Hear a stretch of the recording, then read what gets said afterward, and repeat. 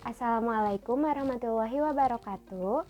Perkenalkan, nama saya Agnia Gianti Fani dengan NIM 12421000120. Di sini saya akan menjawab beberapa pertanyaan terkait sejarah peradaban Islam.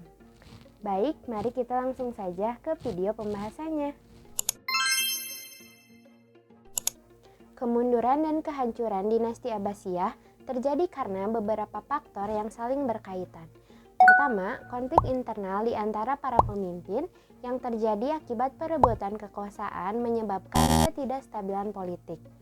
Kedua, kepemimpinan yang lemah dan maraknya korupsi di kalangan pejabat membuat rakyat kehilangan kepercayaan terhadap pemerintah. Ketiga, munculnya dinasti-dinasti kecil yang memerdekakan diri dari kekuasaan pusat. Keempat, serangan dari luar, terutama invasi Mongol pada tahun 1258 yang menghancurkan Baghdad. Nah, selain itu, masalah ekonomi seperti pajak yang tinggi dan bencana alam juga memperburuk keadaan ini. Perang Salib adalah serangkaian konflik militer yang terjadi antara abad ke-11 dan abad ke-13, di mana tentara Kristen dari Eropa berusaha merebut kembali Tanah Suci, khususnya Yerusalem, dari kekuasaan Muslim. Perang ini dimulai dengan Perang Salib pertama pada tahun 1095 dan berlangsung hingga Perang Salib ke-9 yang berakhir pada tahun 1291. Selain tujuan religius, Perang Salib juga dipengaruhi oleh faktor politik dan ekonomi, termasuk keinginan untuk memperluas wilayah dan kekuasaan. Selama periode ini, banyak pertempuran yang terjadi, serta interaksi antara budaya Kristen dan Islam yang mempengaruhi sejarah Eropa dan Timur Tengah. Di dalam sejarah Islam terdapat banyak perang antar dinasti kecil, terutama setelah runtuhnya kekhalifahan besar. Contohnya adalah konflik antara dinasti Umayyah dan dinasti Abbasiyah pada awal sejarah Islam. Setelah itu muncul konflik antara dinasti Fatimiyah dan Seljuk di Mesir, serta peperangan antara dinasti Mamluk dengan Tatar selama invasi Mongol. Selain itu, ada juga perseteruan antara kerajaan-kerajaan kecil di Spanyol Muslim atau di Andalus, seperti dinasti Umayyah Cordoba dengan berbagai taifah lainnya. Pertikaian ini seringkali disebabkan oleh perebutan kekuasaan, sumber daya, perbedaan ideologi, dan kepemimpinan di kalangan masyarakat Muslim. Kerajaan Turki Utsmani didirikan pada tahun 1299 Masehi oleh Utsman I. Kerajaan ini berkembang menjadi salah satu kekuatan besar di dunia dengan wilayah yang mencakup Asia, Eropa, dan Afrika.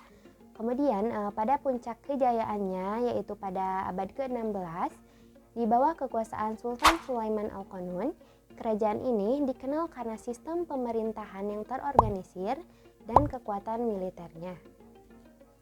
Kerajaan Safawi didirikan pada tahun 1501 Masehi oleh Ismail di Persia dan terkenal karena mendirikan mazhab Syiah sebagai identitas nasional Iran, serta memperluas wilayahnya hingga ke bagian besar Asia Barat. Sementara itu, kerajaan Mughal yang didirikan oleh Sultan Zahiruddin Babur pada tahun 1526 Masehi di India dan mencapai puncaknya di bawah pemerintahan Sultan Akbar yang dikenal karena toleransi beragama dan mencapai seni serta arsitektur megah seperti Taj Mahal. Nah, ketiga kesultanan ini berperan penting dalam perkembangan budaya, politik, dan ekonomi di wilayah masing-masing selama berabad-abad. Awal mula peradaban Islam di Nusantara diperkirakan terjadi sekitar abad ke-7 Masehi melalui perdagangan dan interaksi dengan pedagang Muslim dari Arab, Persia, India, serta Tiongkok. Pelabuhan-pelabuhan strategis seperti Melaka menjadi pusat penyebaran agama Islam melalui kegiatan dagang tersebut. Mereka juga tidak hanya berdagang tetapi juga menyebarkan ajaran agama Islam melalui hubungan sosial, termasuk pernikahan dengan penduduk lokal.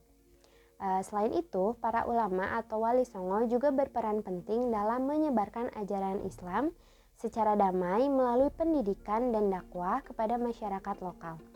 Proses ini berlangsung secara bertahap sehingga menjadikan Islam sebagai agama mayoritas di banyak wilayah Nusantara. Mungkin cukup sekian yang dapat saya sampaikan.